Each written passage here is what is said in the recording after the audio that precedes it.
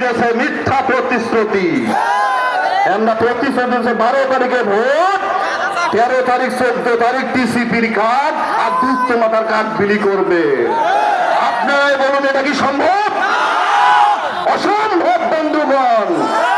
এই মিথ্যাচারী প্রবঞ্চককে আমরা আগামী দিনে ভোটের মাধ্যমে খানসামাবাসী প্রমাণ করে দেব এদের কোনো ঠাঁই নেই এই খানসামাতে।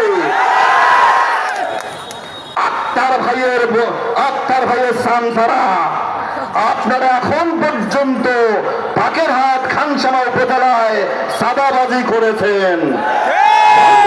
আপনাদের সাদাবাজি আর নয়, খানসামাবাসী বুঝে গেছে আপনাদের ষড়যন্ত্র। কোন ষড়যন্ত্রকারী খানসামা সিলবন্দরে অর্থ লুণ্ঠনকারী, আমরা এই লুণ্ঠনকারীকে কখনো কোনো পরিস্থিতিতে ভোট দিতে পারি না বন্ধুগণ। আমি খানসামা শ্রীবন্দরের সকল দল মত জাতি ধর্ম বর্ণ নির্বিশেষে আমি সবাইকে উদ্যুক্ত আহ্বান জানাই বন্ধুগণ। আগামী দিনে আমরা দাঁড়িপাল্লা মার্কায় ভোট দিয়ে আফতাবউদ্দিন মোল্লা ভাইকে এই খানসামা শ্রীবন্দরের এমপি হিসেবে নির্বাচিত করে ওনাকে পার্লামেন্টে পাঠিয়ে এই খানসামা শ্রীবন্দরের মানুষের উন্নয়নের কথা বলার সুযোগ করে দেব। ষড়যন্ত্র আর নয়, ষড়যন্ত্র সব সময় চলে না, এটা বন্ধ করতে হবে। ওই নৈরাজ্যকারী বারবার মানুষকে মিথ্যা কথা বলে, এই ষড়যন্ত্র করে মানুষের কাছে যাচ্ছে, প্রত্যেক বাড়ি বাড়ি মিথ্যা কথা রটাচ্ছে বন্ধুগণ। জামাত ইসলাম শান্তির কথা বলে, জামাত শান্তির কথা বলে, ইসলাম শান্তির কথা বলে। বারবার 15, 16 বছর 17 বছর ধরে এই জামাতের ইসলামের নামে মিথ্যা কথা বলে মানুষের মনে বিষ ঢেলে দেওয়া হয়েছে। যারা ধর্মের পথে চলে তারা কখনো অন্যায় করতে পারে না, সেটা যেই ধর্মের হোক না কেন, এটা অসম্ভব।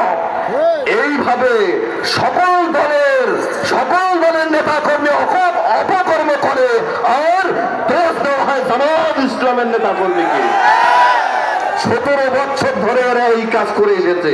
সনাতন ধর্মের বন্ধুগণ, এরা অন্ধকার থেকে বেরিয়ে এসেছে, এবার দাঁড়িপাল্লায় ভোট দেবে, একজনও বাসায় থাকবে না।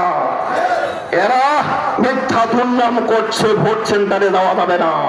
এরা বুঝতে পেরে গেছে এবারে নির্বাচনে দাঁড়িপাল্লার জয়যুক্ত হবে, মোল্লা ভাইয়ের দাঁড়িপাল্লা জয়যুক্ত হবে। বন্ধুগণ, আমি গ্রাম্য ভাষায় কিছু কথা বলে আমার বক্তব্য শেষ করে দেব। আমরা তো হেমুর ধান গাড়ি না ভাইরা, বর্ষার সময় হেমুর ধান, হেমুর ধানত মাজরা পোকাও ধরে, তারপর আসলে ওই কারেন্ট পোকাও ধরে। যদি যত্ন করি তাহলে কিন্তু ধান পাওয়া যায় না, যত্ন করলে কিছু ধান পাওয়া যাবে। কিন্তু যদি আল্লাহি গজব হয়, কইলা গদের বর্ষণ আর হু হু করিয়া বাতাস, সব ধানের গাছ উল্টি পড়ি যখন যায়, ধানের উপর যখন পানি চড়ি থাকে, আর এই ধান কাটিয়া যখন আমরা বাড়ি আনি ডাঙ্গেয়া ওই মা বোনদের নাগে না বাউ দিবার, সব পাতান আর ফাঁকসা উড়ি পালায়, একটা ধান নাই বন্ধুগণ। এই খানসামা শ্রীবন্দরে প্রত্যেক বাড়ি বাড়ি দাঁড়িপাল্লা ঘড়ি আছে, একটাও ধান নাই। ওই ধানের ফয়া গিলা বাড়ি বাড়ি বের আছে এখন। ওমরা দেখা পাচ্ছে যেই সে আছে সেই সে খালি দাঁড়িপাল্লা করে বসিয়েছে, ধান তো নাই। তেমন ফুলকি আর হচ্ছে ফাঁকাশা, ওমার মাথা ঘুরে গেছে। তেমন কিনা বেড়াছে বেড়াটার ফিরে একটা গোটো হচ্ছে, হয়াটা বসে তুই ফোন করিয়ে নেবে ধান ডালু তোরে আনতে, এখন কি হবে? ওমারের মধ্যে কাউ বসে ইন্ডিয়া চলে যাবো, ইন্ডিয়া কেমন করে যাবেন? পয়সা কই? আরেকজন কাছে পয়সার দরকার নাই, মোটে বুদ্ধি আছে। মোর পাশে লাইছ চলে গেছে, নদীর পার নৌকা বান্ধা আছে, কত এইসে চলিয়ে ভাসি চলে যাও।